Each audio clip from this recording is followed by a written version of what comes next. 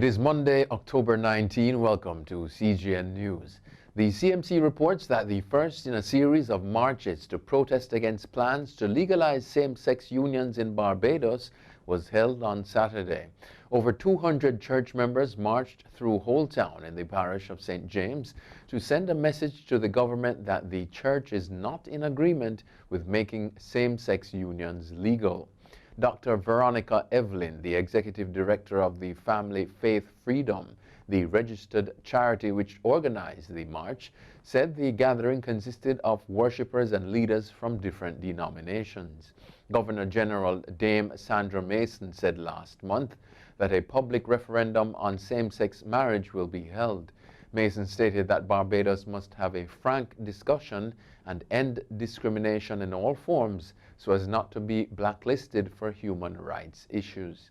Haitian police on Saturday fired rubber bullets and tear gas to disperse anti-government protesters who blocked roads and set fires in the capital Port-au-Prince. Several people were injured. It was the latest unrest during more than a year of protests calling for the resignation of President Jovenel Moïse over corruption charges.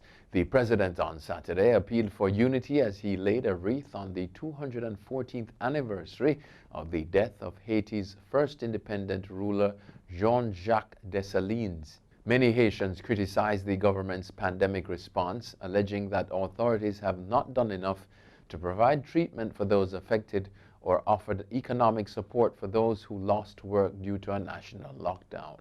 Puerto Rico's Caribe Hilton General Manager, Pablo Jose Torres Sojo, has been elected president of the Caribbean Hotel and Tourism Association, the CHTA, a veteran of the hospitality industry. He takes over from Barbados hotelier Patricia Afonso Das. Afonso Das passed the gavel to Torres at the virtual CHTA annual general meeting held on October 16. Torres, who had served as the CHTA's fifth vice president, was also a member of the association's executive committee, its core decision-making body. Frank Comito, CEO and Director General of CHTA, welcomed Torres into his new role and the wealth of experience he brings to the post. Jamaica's Minister of Culture, Gender, Entertainment and Sport, Olivia Grange, says that a statue of legendary sprinter Usain Bolt is ready to be erected in his native parish of Trelawny by year-end.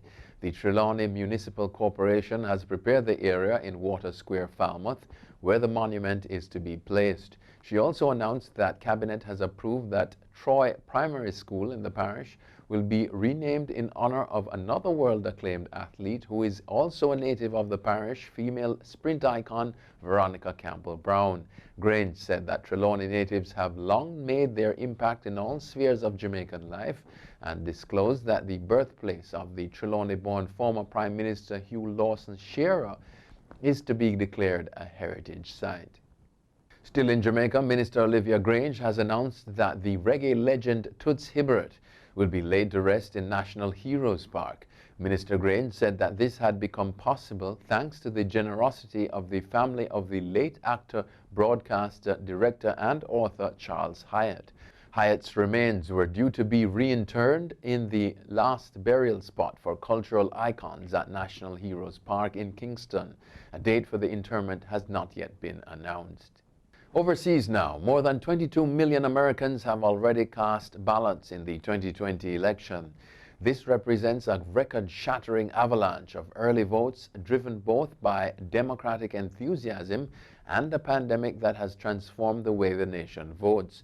The 22.2 million ballots submitted as of Friday represents 16% of all the votes cast in the 2016 presidential election.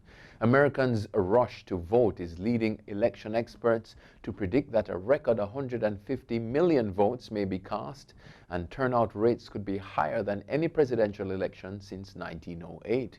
So far, the turnout has been lopsided, with Democrats outvoting Republicans by a 2-to-1 ratio in the 42 states.